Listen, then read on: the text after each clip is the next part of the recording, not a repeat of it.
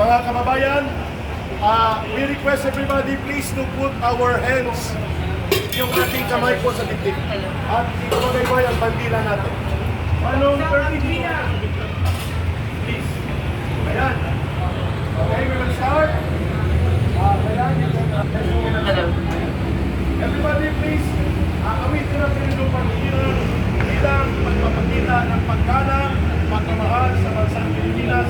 Pagkayan ko ay anak ni Ginoong Murphy at ni Ma'am Ana. Pagkakita ko ito.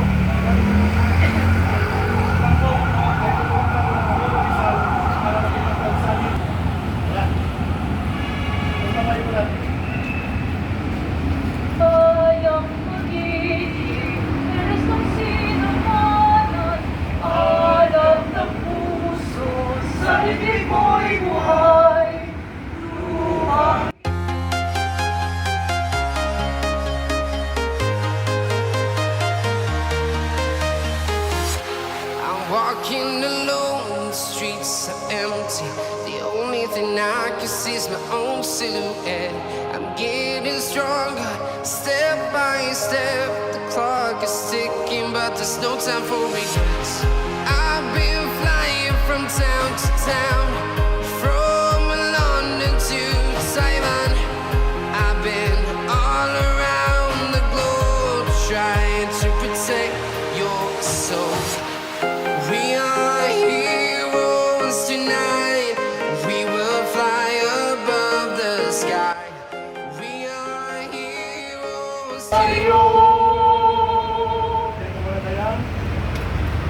Maraming salamat. Lumalaban ang tao, ang bayan, ngayon ay lumalaban ang tao, ang bayan, ngayon ay lumalaban ang tao, ang bayan, ngayon ay lumalaban. Ayan. Thank you, Miss Dayan. Magbabalik pa po si Miss Dayan upang magbigay ng mga awiting magpapaalap ng damdamin ng pagmamahal sa ang boses po ni Ma'am Lumang para po naman sa pagkikipagkaisa dito sa EDSA sa pagtitipon ng mamamayang Pilipino bago ang iba pang awiting mga bayan at nagmamahal sa bansa natin mula kay Miss Dayan. Magandang hapon sa inyong lahat. Ako po ay isang missionary na nakatutok sa mga indigenous people sa buong bansa. Bagamat mag-isa lamang ako rito, ay nire-represent ko ang mga tribo, mga indigenous people sa Mindanao, sa Visayas, hanggang Luzon. Mga select syempre, pero kami ay we are in touch with everybody through Messenger, Facebook. Malaman ninyo, kami man, bagat tahimik ay naninindigan. Kaya ako na lamang ang tagapagsalita para sa kanila sapagkat kailangan na po nila ng tulong at gutom na. At ngayon ay kailangan na natin manindigan. Ay nakaupo na rin. Hayaan mo na kami naman multi-sectoral group ang mamumuno sa mga critical na areas katulad ng agriculture, finance at iba pa. Kailangan na po naman na magpahinga na kayo at maupo na kayo sa isang wheelchair siguro. Pwede lamang ay pakinggan nyo. Ito ang aking pronouncement bilang head ng tribo. Ang kami ay gumagawa ng Divino Gobyerno. Ano yan? Yan ay maraming project na pupundohan. Kasama na rin namin ang mga ibang leaders sa ibang bansa. Kasama na rito ang Prince of Brunei at suportado ng King of Brunei. Bagamat hindi pa kami nag-uumpisa na todo, ay mangyari at panawagan ko sa mga abogado, total, nagpumirma ng military na ilang milyon na military. Ang sabi, it's time na gumalaw na, gumawa ng paraan para ang constitutional rights na ayon sa batas sa ating paninindigan. So ang aking ngayong pronouncement ay kailangan ng palitan ang, kung hindi man lahat, pero palitan na ang mga critical areas upang mabuti ang mangyari sa ating bayan. Mga abogado, kasama dito kagabi, pinapatiwagan ko na gumawa na ng papel to take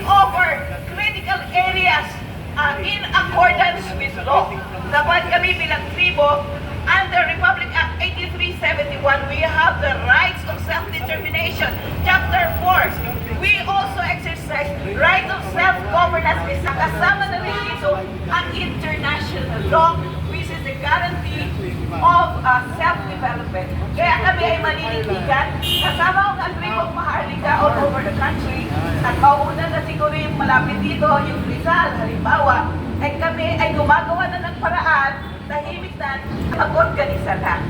Kay Eric, kailangan sa sundan natin yung yung military na ilang milyon yun. So pagkat nanindigan na, nasa streets na, kahit tayo naman ay kailangan na tayo mag-organisa in accord with law. In accord with law. Ayon sa batas ang galaw namin. At kami ay may legal framework, both domestic and international law. Salamat sa lahat. Tayo ay naman siguro ay kakanta ng Eric, makabayang mga kanta.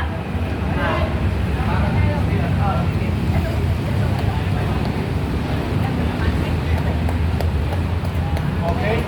Ano, mag-awit? Ang bayan. Ano ka, sige, linting ko ni Dayan. Si Dayan. Do you know ang bayan ko? Sige. You can join your ate. Okay. Sige, wait lang mama. Okay, kaya niyo po? Sige, mabigat pa sa... Okay, dyan ka naman, para hindi ka mabigat. Awitin niya rin mamaya ang isang awiting matagal na hindi ko napakinggan. Ang Aling Pag-ibig pa. Ang version ni Andres Bonifacio. Okay, kasi may isang version yan na maiksik lang. Naging special song yan sa pelikulang Sisters de la El. Aling Pag-ibig pa ang iligid niya yan.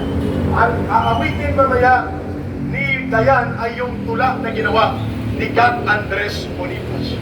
Yun, Mandan, nandyan na ba ang representante ninyo? Wala pa? Tawagin muna natin si Miss, ito, si Brother. Come here please. Ito po ay mga independent digital media and bloggers. Pakinggan mo ninyo ang mga nag-aandang mo, si Miss Syra at si Miss Dayan din sa awiting Aling Pag-ibig.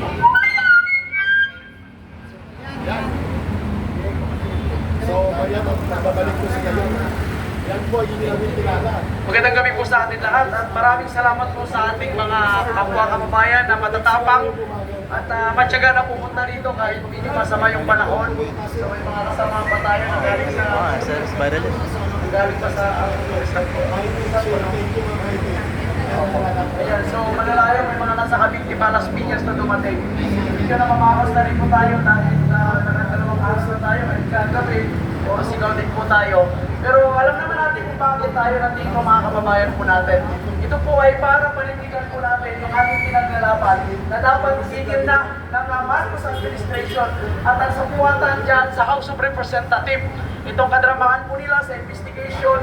So ika nga, ang sabi ng isang congressman, paano nila investigahan ang kanilang sarili na sila mismo ang involved sa napakalaking anomalya ng flood control na ito. Paano nila investigahan yung kanilang sarili na sila mismo ay nakikita po nila na yung bawat distrito po nila ay nababaha at nalulubog sa baha pero wala silang ginagawa na aksyon. Kung saan ngayon ay nabubulabog na po sila at nabista na po ang kanilang kasinungalingan at kasindikatuhan na ang sinasabi ni Bongbong Marcos na siya daw po ay magpapaimbestiga dahil gusto niya managot ang mga dapat managot patungkol po sa anomalya ng flood control. Tangina, paano ba sasabihin mo nga na ngayon ka lang magpapaimbestiga? Noong 2024 na sumuna niya, sinabi niya na mayroon tayong 5,500 flood control. Tangina, nagmamayabang pa, no? Nagpapalusot pa. Na-iskandalo dito po sa sinasabi nilang confidential fund.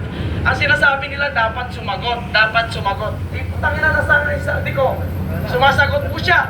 Lumalabas pa siya ngayon. At kung ipapatawag sa isang investigation sa House of Representatives, ayaw nila iharap. Kanya-kanya po sila protection dito kay Santico. At si Martin Romualdez, dapat obligasyon niya ito mga kababayan po natin.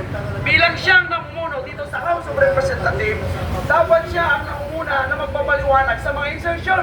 Nakikita nyo, inatay ang budget at nilagay sa maliliit na proyekto para sa confidential fund. Kaya itong pinaglalaban natin sa corruption ngayon, na kung sino lang ang nandito, ito laban po ng bawat Pilipino. Laban po natin ito lahat. At kung kayo po ay nagrereklamo, kung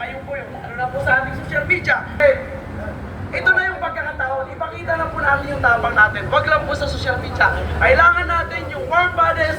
Kaya inimbitahan ko kayong lahat na makiisa dito po sa malawakang kilos protesta para ipaglaban ang karapatan po natin at labanan po ang matinding corruption dito po sa gobyerno ni Marcos Jr. Kaya Marcos Jr., bumaba ka na dyan!